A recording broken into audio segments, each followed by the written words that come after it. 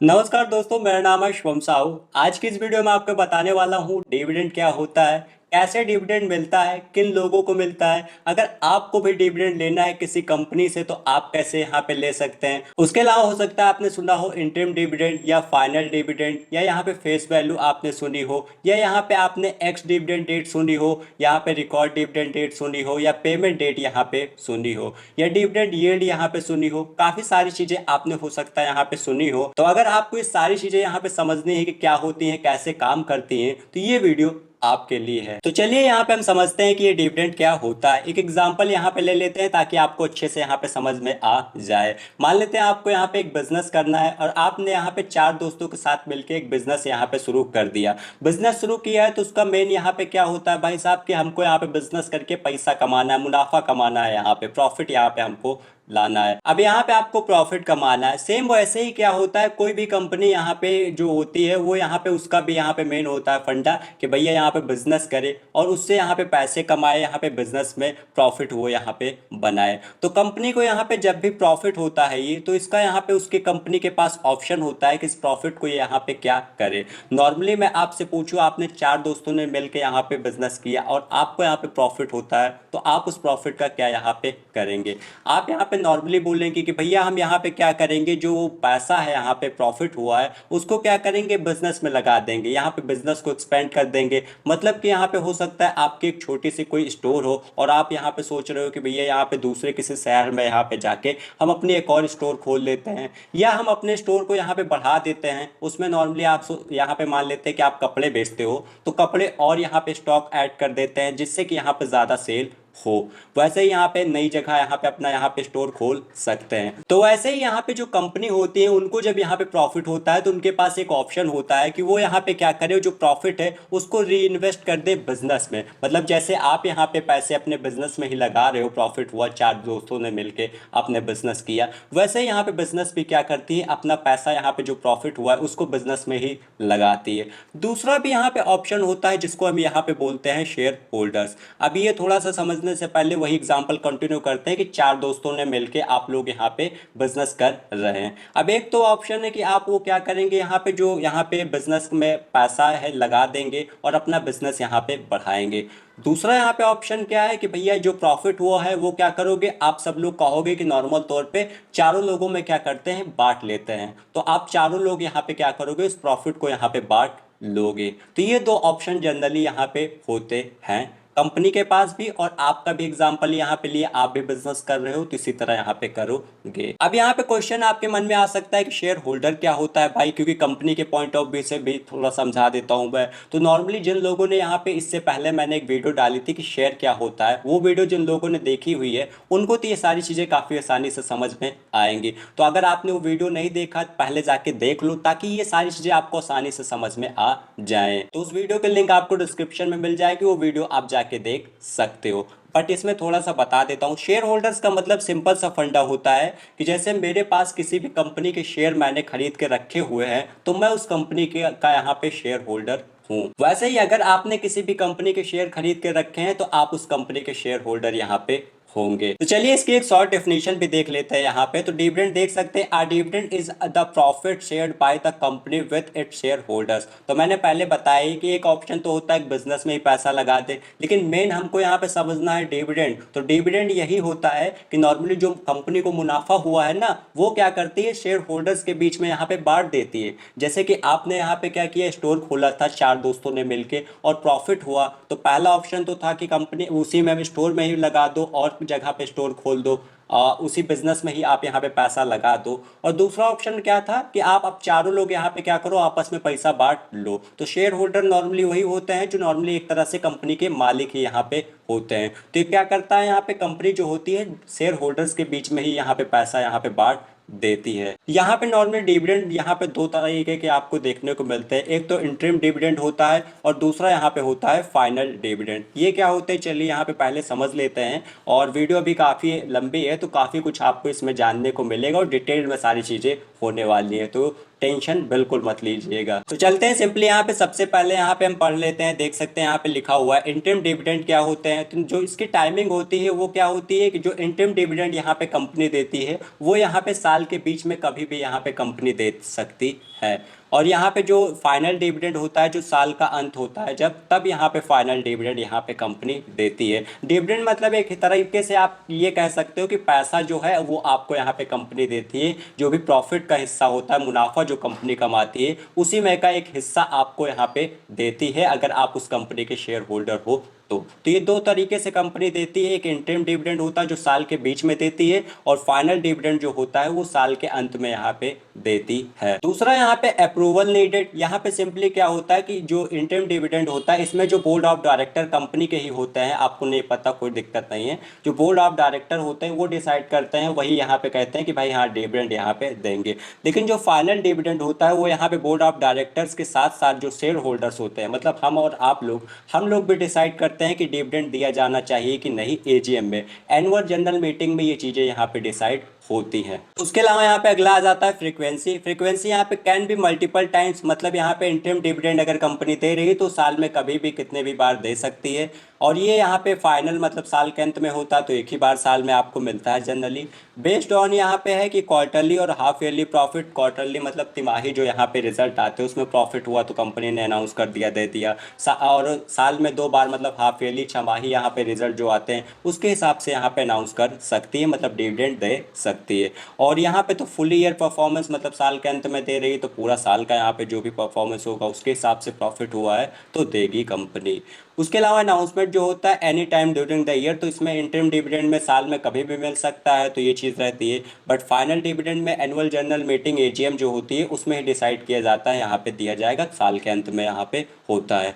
Stability जो indicator यहाँ पे होते हैं वो show confidence in short term profit, तो हमको यहाँ पे बीच बीच में मिलता रहता है पैसा, तो ये एक तरीके से हमको शॉर्ट टर्म के लिए होता है। लॉन्ग, और ये जो फाइनल डिविडेंड होता है वो साल में हमको एक बार मिलता है, तो ये लॉन्ग टर्म के लिए यहाँ पे होता है। अब देखिए आपके मन में जो क्वेश्चन आ रहा था कि भाई यहाँ पे डिविडेंड अगर कंपनी दे रही है तो क्यों दे रही है, वो काहे यहाँ पे अपने बिजनेस में जाके यहाँ पे नहीं लगा रही है, शेयर होल्डर्स में क्यों यहाँ पे पैसा बांट रही है। तो उसके रीजंस भी होते हैं। सबसे पहला रीजन होता है कि to build trust and attract investors. तो नॉर्मली कंपनी क्या करती है भैया, डिविडेंड देती है, तो सिंपल सी बात है कि अगर कंपनी यहाँ पे कोई डिविडेंड यहाँ पे देती जा रही है, हर साल आपको दे रही है या हर साल में काफ़ी बार दे रही है, तो आप कहोगे कि भाई साहब ये कंपनी प्रॉफिट अर्न कर रही है। सिंपल सी बात है, डिविडेंड कोई कंपनी तभी देती है जब वो कंपनी यहाँ पे प्रॉफिट मतलब मुनाफा कमा रही है, तभी दे सकती है। मुनाफा जो कंपनी नहीं कमा रही वो डिविडेंड कहाँ से देगी। तो नॉर्मली क्या होता है कि यहाँ पे इन्वेस्टर समझते हैं कि भाई काफ़ी अच्छी है, तो जो पब्लिक ट्रस्ट होता है वो यहाँ पे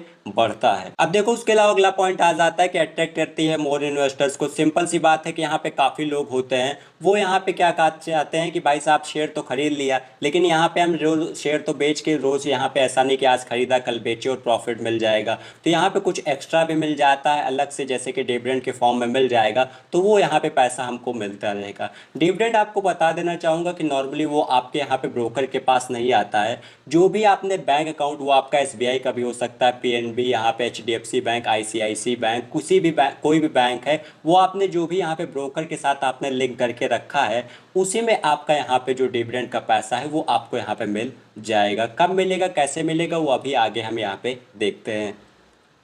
नॉर्मली यहाँ पे सिंपल सी बात है, जिनको रेगुलर इनकम चाहिए, बीच बीच में कुछ पैसा आता रहे, तो उनको अट्रैक्ट करती है, तो वो लोग भी इन्वेस्ट करते हैं। अगला यहाँ पे आ जाता है to place promoters big shareholders. यहाँ पे तो जो बिग शेयर होल्डर्स होते हैं, सिंपल सी बात है कि हम लोग के पास यहाँ पे कुछ शेयर्स होंगे, लेकिन जो यहाँ पे प्रोमोटर्स होते हैं, प्रोमोटर्स एक तरीके से आप अभी के लिए समझ लीजिए कि मेन जो मालिक होते हैं कंपनी के, वो यहाँ पे प्रोमोटर्स होते हैं। इसको ऐसे अलग से वीडियो में बताऊंगा कि प्रोमोटर कौन होते हैं, बट अभी के लिए समझ लीजिए जो मेन मालिक होते हैं कंपनी के, वो प्रोमोटर यहाँ पे होते हैं। तो उनके पास तो यहाँ पे हज़ारों लाखों शेयर्स रहते हैं, तो कंपनी ने अगर एक शेयर पे 10 रुपये का भी डिविडेंड दिया तो उनके तो जेब में यहाँ पे करोड़ों रुपए जाएंगे। तो ये इसलिए भी डिविडेंड देते हैं कि भैया उनको भी यहाँ पे डिविडेंड के फॉर्म में काफ़ी अच्छा खासा पैसा मिल जाता है, क्योंकि वो भी यहाँ पे शेयर होल्डर्स ही होते हैं। हम भी शेयर होल्डर्स हैं, हमारे पास कम शेयर हैं तो हमको कम मिलेंगे, उनके पास तो बहुत सारे शेयर हैं तो उनको बहुत सारा पैसा यहाँ पे मिलेगा, तो उनका भी यहाँ पे एक फ़ायदा होता है। तो वो सिर्फ यहाँ पे पब्लिक के लिए डिविडेंड नहीं देते हम और आपके लिए,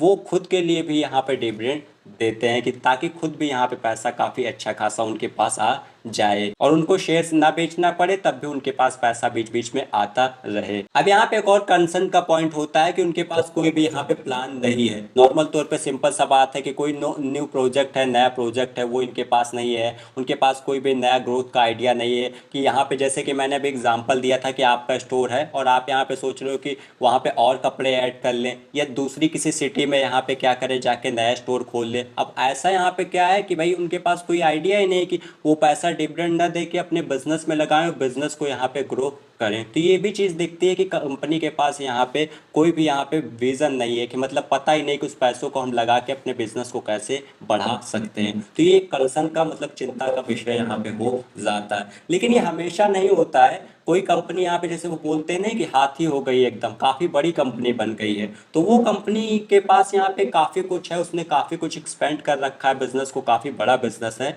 तो वो उसके लिए इतनी ये दिक्कत की बात नहीं होती है वो अगर डिविडेंड दे रही। लेकिन कोई नई कंपनी है, शुरू हो रही है या शुरू ही हुई है अभी जल्दी में ही, या नॉर्मली उसको यहाँ पे एक्सपेंड कर सकती है, वो डिविडेंड दे रही है, बिजनेस में ज़्यादा पैसा नहीं लगा रही है, तो वो दिक्कत की बात यहाँ पे होती है। इसीलिए कोई कंपनी यहाँ पे डिविडेंड दे रही है तो ज़रूरी नहीं वो कंपनी यहाँ पे अच्छी भी हो। ये चीज़ आप हमेशा ध्यान में रखिएगा। सिर्फ डिविडेंड को देख के ही किसी कंपनी के शेयर्स को मत खरीद लीजिएगा। अगला यहाँ पे पॉइंट आ जाता है यहाँ पे how dividend increase ROE. ROE का यहाँ पे फुल फॉर्म होता है रिटर्न ऑन इक्विटी। अब ये क्या होता है इसको अलग से ही बताऊंगा, क्योंकि इसमें ज़्यादा नहीं बता पाऊंगा कि क्या होता है, नहीं वीडियो काफ़ी लंबा हो जाएगा। तो यहाँ पे सिंपल सा हम समझ लेते हैं, आपको समझ में आ जाएगा। मान लेते हैं कि एक कंपनी है जिसमें हमने यहाँ पे एक एग्जाम्पल ले लिया है कि वो एक कंपनी है, केस 1 यहाँ पे देख सकते हैं, उसमें कंपनी क्या है डिविडेंड नहीं दे रही है, और केस 2 में यहाँ पे कंपनी जो है वो डिविडेंड यहाँ पे दे रही है। कंपनी को यहाँ पे केस 1 में 100 करोड़ का ही प्रॉफिट हुआ और केस 2 में भी 100 करोड़ का प्रॉफिट हुआ।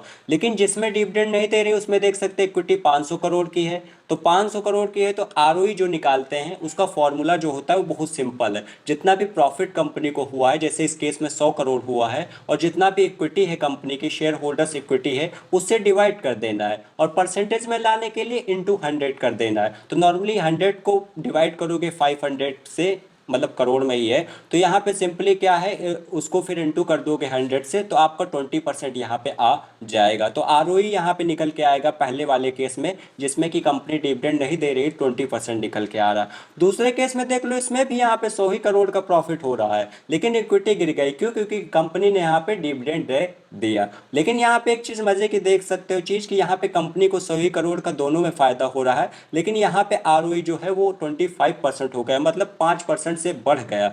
अब यहाँ पे रिटर्न ऑन इक्विटी का थोड़ा सा बता देता हूँ कि नॉर्मली रिटर्न कितना मिल रहा है यहाँ पे इक्विटी में, ये देखते हैं हम। ये एक तरह का एक रेशियो होता है जो कि आप इसलिए यहाँ पे गूगल करके किसी भी कंपनी का देख सकते हो। अब यहाँ पे देख सकते हो कि कंपनी ने 100 करोड़, दोनों ही केस में 100 ही करोड़ का प्रॉफिट हो रहा है, लेकिन रिटर्न देखने को मिल रहा है भाई पहले केस में जिसमें डिविडेंड नहीं दे रही 20%, दूसरे में कंपनी को प्रॉफिट नहीं बढ़ा, लेकिन यहाँ पे रिटर्न ऑन इक्विटी आरओई जो है वो यहाँ पे बढ़ गया। तो कंपनियां डिविडेंड देती हैं तो इससे ये भी यहाँ पे कमाल कर देती हैं, ताकि यहाँ पे आपको जो आरओई है वो यहाँ पे बढ़ता हुआ दिखे। तो ये तो आप लोग कुछ कहेंगे कि स्कैम है, इसमें दिक्कत हो सकती है, तो गलत है, इसको सही करना चाहिए, तो इसमें टेंशन मत लीजिए। इसके अलावा भी इसीलिए क्या होता है, जब भी किसी भी कंपनी में आप यहाँ पे इन्वेस्ट करते हो, तब यहाँ पे ये भी देख लो कि भैया वो कंपनी के ऊपर ज़्यादा कर्जा तो नहीं है, या इसके अलावा आरओसीई है, और काफ़ी सारी चीज़ें हैं जो साथ में देख लोगे, तो आपको ये लोग यहाँ पे इस तरह से आपको यहाँ पे नहीं बना पाएंगे, आप अच्छे से यहाँ पे समझ जाओगे। इसलिए कभी भी किसी भी एक रेशियो को देख के यहाँ पे शेयर मार्केट में निवेश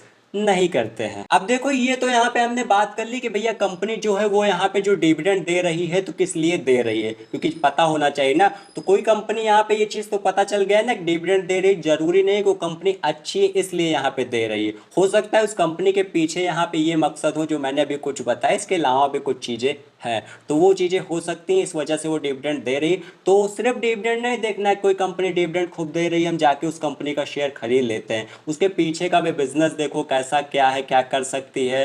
अब यहाँ पे चलिए बात कर लेते हैं कि कंपनी अगर यहाँ पे डिविडेंड नहीं देती है और उन पैसों को बिजनेस में ही लगाती है तो क्या क्या वो कर सकती है। पहला ही आ जाता है री इन्वेस्ट इन द बिजनेस। तो यहाँ पे कंपनी क्या कर सकती है, जो यहाँ पे पैसा है वो यहाँ पे अपने बिजनेस में ही लगा सकती है। जैसे कि मान लेते हैं एक स्मार्टफोन कंपनी है, मोबाइल की कंपनी है, वो अपने प्रॉफिट का क्या करती है, नए स्टोर्स ओपन कर देती है, जगह जगह पे नए सिटीज में स्टोर ओपन कर देती है। तो यहाँ पे सिंपल सी बात है, नए स्टोर्स यहाँ पे खोलेगी तो जो यहाँ पे नए ज़्यादा कस्टमर्स यहाँ पे आएंगे, उसके अलावा नए मॉडल लेके आएगी तो नए लोग यहाँ पे नए फ़ोन लेने के लिए यहाँ पे आएंगे। तो ये यहाँ पे कर सकते हैं, एक एग्जाम्पल है जो मैंने दिया हुआ है। दूसरा यहाँ पे क्या है कि बाय न्यू एसेट्स। तो यहाँ पे कंपनी क्या कर सकती है कि नए एसेट्स खरीद सकती है, जैसे कि मशीनरी हो गई, भाई मशीन्स और लगा दे और काम यहाँ पे ज़्यादा तेज़ी से होने लगेगा, ज़्यादा यहाँ पे चीज़ें बन पाएंगी। लैंड, यहाँ पे ज़मीन खरीद ले भाई, ज़मीन खरीद के बिल्डिंग बना दे, ऑफिस बना दे यहाँ पे, और या तो यहाँ पे टेक जो है उसको इम्प्रूव कर दे, यहाँ पे वो जो प्रॉफिट हुआ उन पैसों से डिविडेंड न दे के ये चीज़ें कर सकती है। अब अच्छा, ये चीज़ें मैं बता रहा हूँ, कुछ लोग सोच रहे होंगे भाई इसमें मेरा क्या फ़ायदा है, डिविडेंड दे रही है कंपनी तभी तो हमारा फ़ायदा है। तो वो थोड़ा सा क्लियर कर देता हूँ तो आगे चलता हूँ यहाँ पे। अब चलिए एक एग्जांपल के साथ समझ लेते तो आगे चलते हैं, क्योंकि यहाँ पे कुछ लोग सोच रहे होंगे कंपनी डिविडेंड दे रही तभी तो हमारा फायदा है, अगर कंपनी डिविडेंड ना दे के इनमें सब में बिजनेस में अपने लगा रही है तो हमको क्या फायदा, वो तो बिजनेस को फायदा हो रहा है। तो यहाँ पे हमारा क्या फायदा है, तो देखो आपका और जिसने मतलब शेयर्स खरीद रखे उस कंपनी के, उसका क्या फायदा है अगर कंपनी अपने ही बिजनेस में पैसा लगाती है तो ये फायदा है कि जैसे आज नॉर्मली किसी कंपनी का एक ही स्टोर है, जैसे मैंने एग्जांपल लिया था, वो 2 स्टोर खोलती है या 100 स्टोर्स खोल देती है, तो क्या होगा, 100 स्टोर्स खोलेगी तो 100 गुना मुनाफा हो सकता है। मतलब एक्चुअल में 100 गुना तो नहीं होगा, ये चीज़ पक्का नहीं है, लेकिन नॉर्मली मुनाफा क्या है, बढ़ जाएगा। तो जो शेयर प्राइस है वो भी तो आपका तेजी से बढ़ेगा ना, कंपनी की वैल्यू बढ़ेगी जितनी ज़्यादा उतना ज़्यादा शेयर प्राइस बढ़ेगा। मेन हमारा मकसद यहाँ पे क्या है, शेयर प्राइस वाला है, कुछ शेयर प्राइस बढ़े। डिविडेंड ये सेकेंडरी चीज़ है और ये हमारा मेन मकसद नहीं होता, ये एक्स्ट्रा होता है कि आ रहा है तो ठीक है।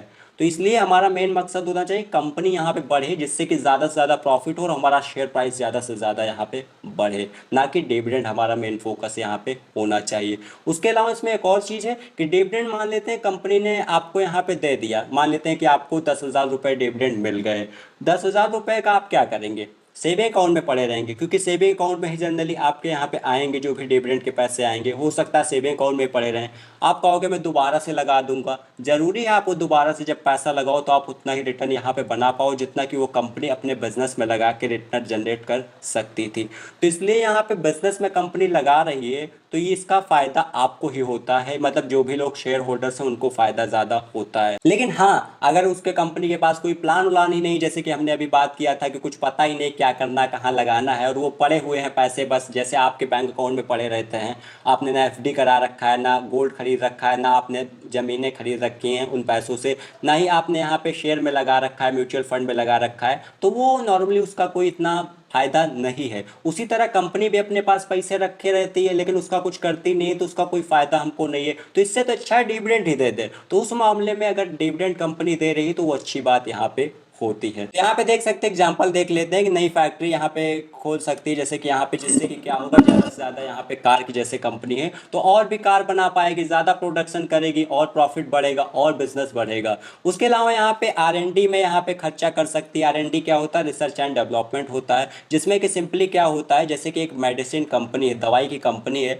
वो प्रॉफिट को क्या करती है, नया यहाँ पे कोई ड्रग बनाने के लिए यूज़ कर सकती है। अब ये वर्ड कुछ लोग सुन के यहाँ पे हो सकता है बोले कि भाई क्या बात कर रहे हो, तो ये जो दवा के लिए ये शब्द यूज़ किया जाता है ये गलत शब्द नहीं है, वो वाला ये शब्द नहीं है जो आप समझ रहे हो। ड्रग यहाँ पे शब्द जो है ये यहाँ पे यूज़ किया जाता है दवाओं के लिए, तो ये गलत मत समझना। उसके अलावा कंपनी क्या कर सकती है, रीपे लोन कर सकती है। भैया लोन लिया हुआ तो रीपे करो ना भाई, क्यों यहाँ पे नॉर्मल तौर पे जो वहाँ पे आपका लोन है, आपके ऊपर कर्जा है वो आपके ऊपर है, उस पर इंटरेस्ट भी काफ़ी ज़्यादा आपको पे करना पड़ रहा है, तो काहे उस लोन को, उस प्रॉफिट जो हुआ उससे लोन पे कर दो ना अपना, जिससे कि कंपनी के ऊपर बर्डन कम हो जाए, बोझा कम हो जाए।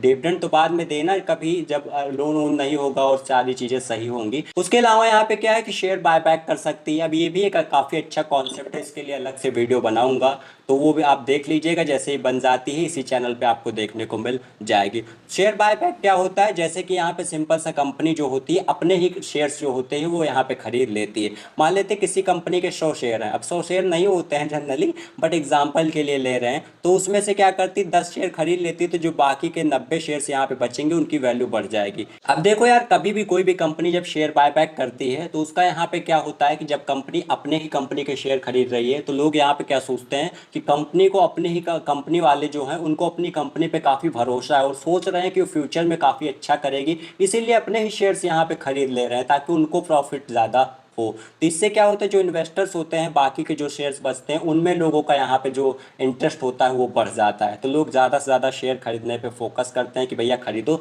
ये कंपनी वाले ही भरोसा कर रहे हैं इतना अपने कंपनी पे, तो हम लोग क्यों ना करें। तो ये चीज़ें यहाँ पे होती हैं, इसका काफ़ी फायदा होता है। उसके अलावा यहाँ पे अगला पॉइंट आ जाता है expand to new market. Simple सा फंडा है यहाँ पे कि कोई भी यहाँ पे, जैसे कि यहाँ पे क्या करते हैं, मैंने अभी एग्जांपल दिया था ना कि आपका स्टोर है वो एक शहर में है, आप सोच रहे हो कि वो और शहरों में, जैसे कि यहाँ पे लखनऊ में आप कह रहे हो, मुंबई में, दिल्ली में, गुजरात में, बेंगलुरु में, या यहाँ पे गुड़गांव, या ऐसे काफ़ी सारी जगहों पे यहाँ पे क्या करें, आप अपने बिजनेस को एक्सपेंड करते हैं। या उसके अलावा अपना बिजनेस अपने देश में चल ही रहा है लेकिन दूसरे देश में भी हम जाके यहाँ पे अपना प्रोडक्ट जो है या सर्विसेज जो है वो भी यहाँ पे जाके बेचे, तो वो भी आप कर सकते हो ये जो प्रॉफिट हुआ इसका यूज़ करके। ये जैसे कि यहाँ पे एग्जाम्पल लिया कि एक फूड डिलीवरी ऐप है, वो क्या कर सकती है, टियर 1 से टियर 2 सिटीज़ में जा सकती है, या टियर 3 सिटीज़ में है, टियर 2 सिटीज़ में आ सकती है, तो नॉर्मली एक्सपेंड कर सकती है अपने बिजनेस को, जो भी प्रॉफिट हुआ है उससे डिविडेंड न दे के ये काफ़ी अच्छे काम यहाँ पे कर सकती है। अगला यहाँ पे पॉइंट आ जाता है बिल्ड कैश रिजर्व।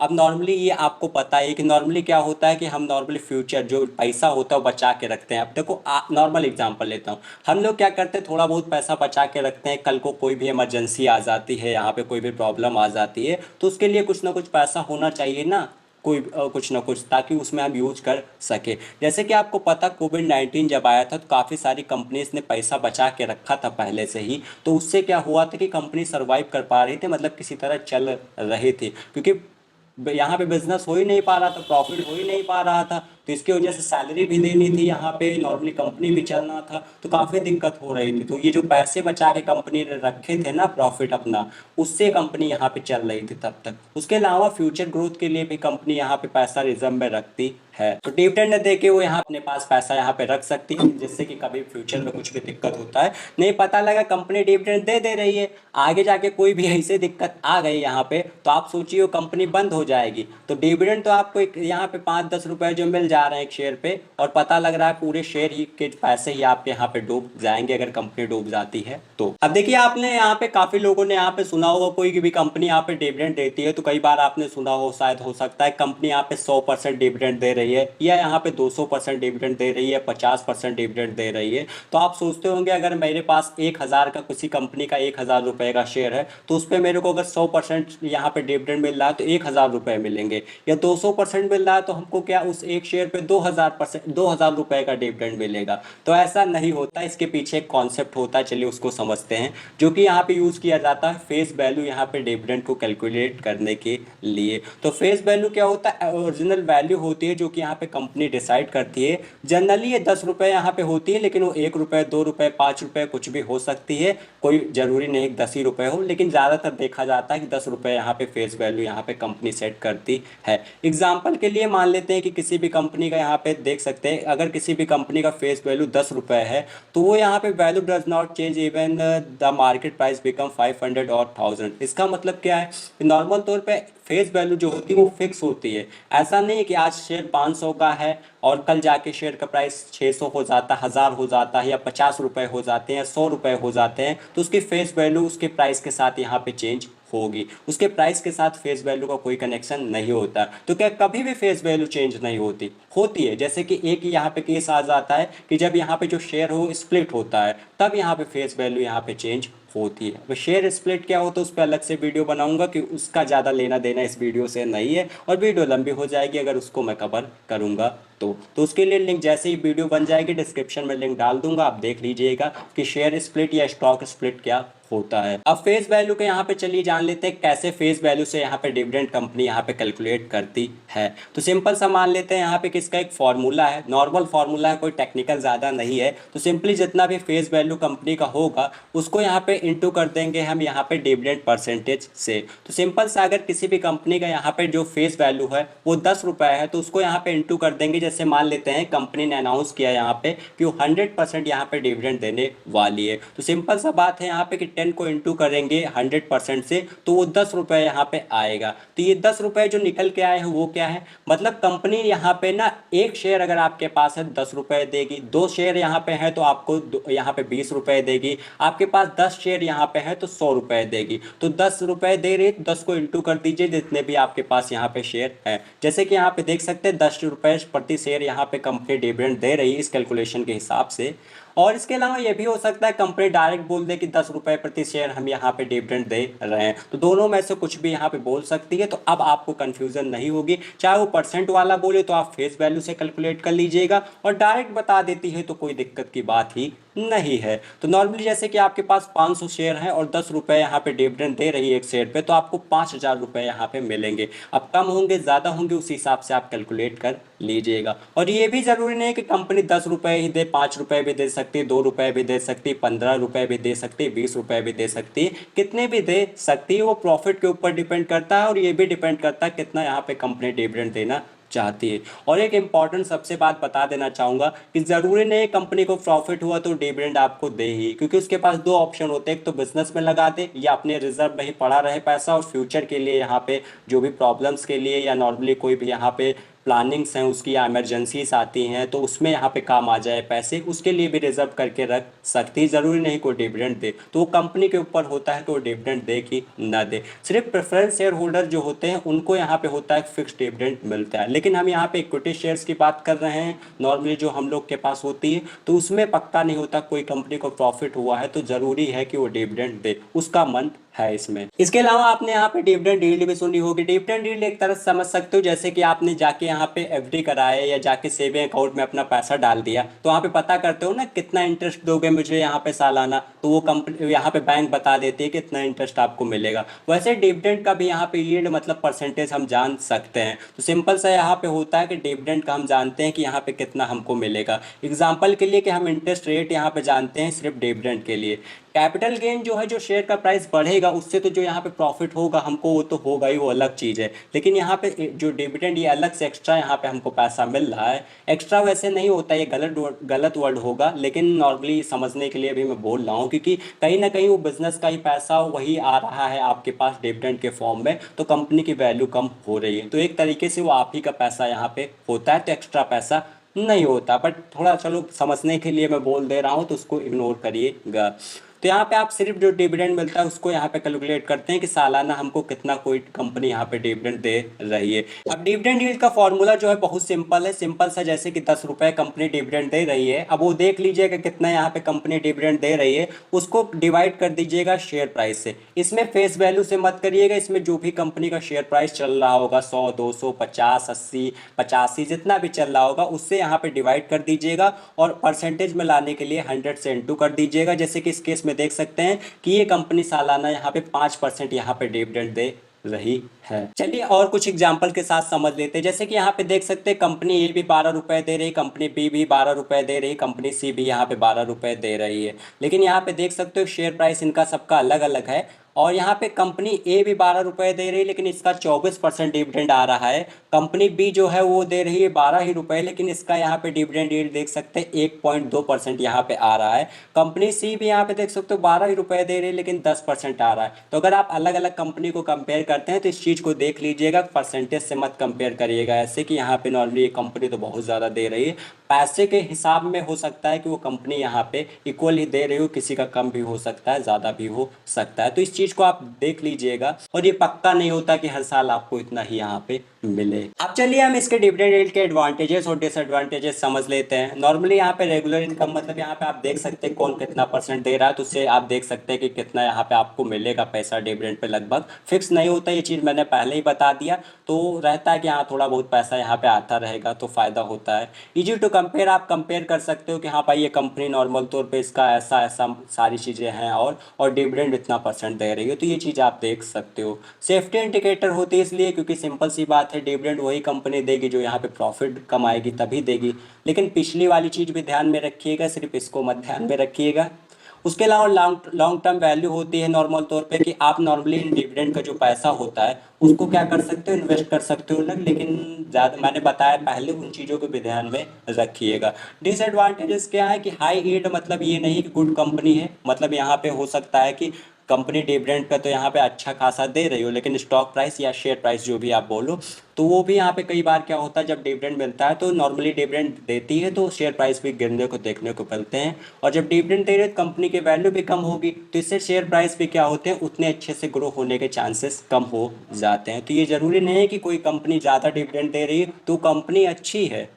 उसके अलावा यहाँ पे मिस ग्रोथ स्टॉक्स, यहाँ पे high dividend companies often grow slowly. तो सिंपल सी बात है, जनरली डिविडेंड दे रही है तो उसकी वैल्यू कम हो रही है, तो इसकी वजह से क्या होता है, ग्रोथ जो होती है कंपनी की वो स्लो हो जाती है। तो हो सकता है आपका शेयर प्राइस भी यहाँ पे काफ़ी स्लोली बढ़े या कहीं ना कहीं स्टेबल ही वहाँ पे रह जाए। तो ये भी दिक्कत हो सकती है, लेकिन ज़रूरी नहीं है, हो सकती हैं ये चीज़ें। अगला है नॉट गारंटेड। मैंने पहले ही बताया था कि यहाँ पे कोई ज़रूरी नहीं कंपनी यहाँ पे आपको डिविडेंड जितना यील्ड आपको दिख रहा है वही हर साल देती रहे उतना ही परसेंटेज में डिविडेंड, ये कम भी कर सकती है। उसके अलावा हो सकता है कि प्रॉफिट ना हो तो वो दे भी ना। उसके अलावा यहाँ पे जो यहाँ पे डिविडेंड है वो यहाँ पे टैक्सेबल होता है। टैक्सेबल यहाँ पे उस तरह नहीं होता है जैसे कि लॉन्ग टर्म कैपिटल गेन है या शॉर्ट टर्म कैपिटल गेन है, तो उस पर फिक्स यहाँ पे रेट बताया गया है।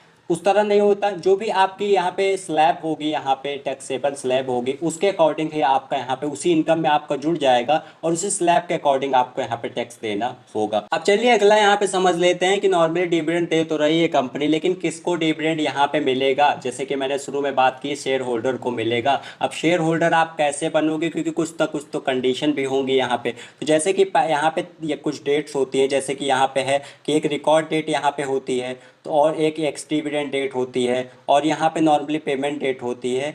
तो यहाँ पे सिंपली रिकॉर्ड डेट क्या होती है पहले समझ लेते हैं। इस तारीख को अगर आपके नाम पे उस कंपनी के शेयर हैं तभी आपको यहाँ पे डिविडेंड मिलेगा। मान लेते हैं 14 जून को रिकॉर्ड डेट है, तो 14 जून को आपके नाम पे यहाँ पे शेयर्स होने चाहिए। तो नॉर्मली यहाँ पे मैं ज़्यादा कन्फ्यूज़न इसमें क्रिएट नहीं करूँगा, सिंपल सा बता देता हूँ, उसको समझ लीजिए ताकि दिक्कत ज़्यादा आपको ना हो, सेफ एकदम चलते हैं। तो एक्स डिविडेंड डेट जो भी कंपनी यहाँ पे अनाउंस करेगी उसके एक दिन पहले आप खरीद लीजिएगा शेयर, आपको डिविडेंड मिल जाएंगे। मान लेते हैं कि 14 जून को यहाँ पे रिकॉर्ड डेट है, अभी एग्जाम्पल के लिए लिया है, ऐसा नहीं है कि हर कंपनी 14 जून को ही यहाँ पे रिकॉर्ड डेट होता है, कुछ भी हो सकता है, एग्जाम्पल के लिए ताकि मैं आपको समझा सकूँ। तो 14 जून मान लेते हैं कि यहाँ पे रिकॉर्ड डेट है, तो 13 जून से पहले आपको उस कंपनी के शेयर खरीद लेने हैं। अब क्वेश्चन आता है कि मैंने भाई एक महीने का पहले खरीदा था, यहाँ पे 13 जून से एक महीने पहले खरीदा था, एक साल पहले खरीदा था, 10 साल पहले खरीदा था, तब भी क्या डिविडेंड मिलेगा। हाँ, 13 जून से पहले मतलब एक्स डिविडेंड डेट जो भी होगी उस कंपनी की जिसका भी आप डिविडेंड चाह रहे हो, उसके एक्स डिविडेंड डेट से पहले अगर आपने उस कंपनी के शेयर खरीद रखे हैं तो आपको उसके यहाँ पे डिविडेंड मिलेंगे। तो यहाँ पे लास्ट डेट जो होगी वो होगी 12 जून। इस हिसाब से अगर 14 जून यहाँ पे रिकॉर्ड डेट है तो, और उससे पहले कभी भी आपने खरीदे हैं तो आपका नाम यहाँ पे जुड़ जाएगा और आपको डिविडेंड यहाँ पे मिल जाएगा। पेमेंट डेट भी यहाँ पे होती है जिस दिन यहाँ पे कंपनी देती है, तो ये फिक्स नहीं होता, ये कोई भी हो सकती है, ये इतना इंपॉर्टेंट नहीं है, क्योंकि नाम एक बार आ गया आपका कि हाँ आप ही हो शेयर होल्डर, तो आपको डिविडेंड जब भी वो देगी कंपनी तो आपके बैंक अकाउंट में पैसे आ ही जाएंगे, तो उसमें कोई दिक्कत की बात नहीं है। इसमें एक और इम्पॉर्टेंट डेट है, वो ये है कि भैया रिकॉर्ड डेट के दिन आप ही जाके मत बेच दीजिएगा, क्योंकि कुछ कंपनियों में यहाँ पे T+0 का भी यहाँ पे फंडा आ गया है। तो अगर आपको बेचना ही है तो 14 जून जैसे इस केस में है तो 14 जून को मत बेचिएगा, 15 जून या 15 जून के बाद कभी भी बेचोगे तो आपको ये वाला जो डिविडेंड रहेगा वो मिल जाएगा। दोबारा से जब आएगा फिर से एक डिविडेंड डेट के पहले आप खरीद लीजिएगा और रिकॉर्ड डेट के बाद बेच दीजिएगा, आपको मिल जाएगा यहाँ पे डिविडेंड। अब देखो मैं अपना यहाँ पे बता देता हूँ, जैसे कि मैं ज़्यादातर डिविडेंड नहीं देखता हूँ कोई कंपनी दे रही है कि नहीं दे रही, क्योंकि मैं मेन देखता हूँ कंपनी का बिजनेस कैसा है, और मेरे लिए कैपिटल गेन मतलब शेयर प्राइस वो ज़्यादा इंपॉर्टेंट यहाँ पे होता है। तो मेरे लिए मेन वही होता है, मैंने एक बार यहाँ पे इन्वेस्ट कर दिया अगर, तो मैं देखता हूँ कि नॉर्मली अगर डिविडेंड दे रही है तो वो जब भी देगी यहाँ पे मिल जाएगा। मैं ये नहीं देखता कि एक्स डिविडेंड डेट आने वाला है तो जल्दी से मैं इस कंपनी का यहाँ पे शेयर खरीद लेता हूँ। ये सारी चीज़ों में नहीं पढ़ता हूँ, क्योंकि इन्वेस्टमेंट में आपको यही होता है कि आप खरीद लीजिए, डिविडेंड दे रही ठीक है, नहीं दे रही कोई दिक्कत की बात नहीं, मेन तो हमारा कैपिटल गेन है कि शेयर प्राइस बढ़ेगा तो हमको मुनाफा यहाँ पे होगा। तो मैं मुनाफे पे कैपिटल गेन पर ज़्यादा फोकस करता हूँ, ना कि डिविडेंड पे। लेकिन हाँ, डिविडेंड की कुछ कंपनी अगर आपके पोर्टफोलियो में मतलब 10 कंपनियों में अगर आपने पैसा लगा रखा है उसमें से कुछ कंपनी डिविडेंड दे रही हैं तो ये अच्छी बात भी होती है, कुछ पैसा बैंक में आता रहता है, आपको शेयर यहाँ पे बेच के पैसे नहीं निकालने पड़ते हैं, कुछ पैसा आता रहता है तो वो भी आपका काम यहाँ पे आ जाता है। तो ये भी अच्छी बात होती है, ऐसा गलत नहीं है। लेकिन सारी चीज़ें जो बताई उनको सभी चीज़ों को आप यहाँ पे ध्यान में दीजिएगा। अगला वीडियो यहाँ पे होने वाला है कि आईपीओ क्या होता है, तो वो वीडियो जैसे ही बन जाएगी लिंक डिस्क्रिप्शन में डाल दूंगा। काफ़ी इंपॉर्टेंट वो वीडियो आपके लिए होने वाला है, क्योंकि उसमें वो भी एक काफ़ी अच्छी चीज़ यहाँ पे शेयर मार्केट में होती है। आपको इस वीडियो में क्या पसंद आया यहाँ पे, वो आप यहाँ पे कमेंट करके बता सकते हैं, मुझे पढ़ के अच्छा लगेगा। वीडियो पसंद आए तो वीडियो को लाइक कर दीजिएगा, दोस्तों के साथ शेयर करिए, यूट्यूब चैनल को सब्सक्राइब कर लीजिए ऐसी वीडियोस के लिए। जल्दी मिलता हूँ आपसे एक नए वीडियो के साथ, तब तक आप स्वस्थ रहें, मस्त रहें।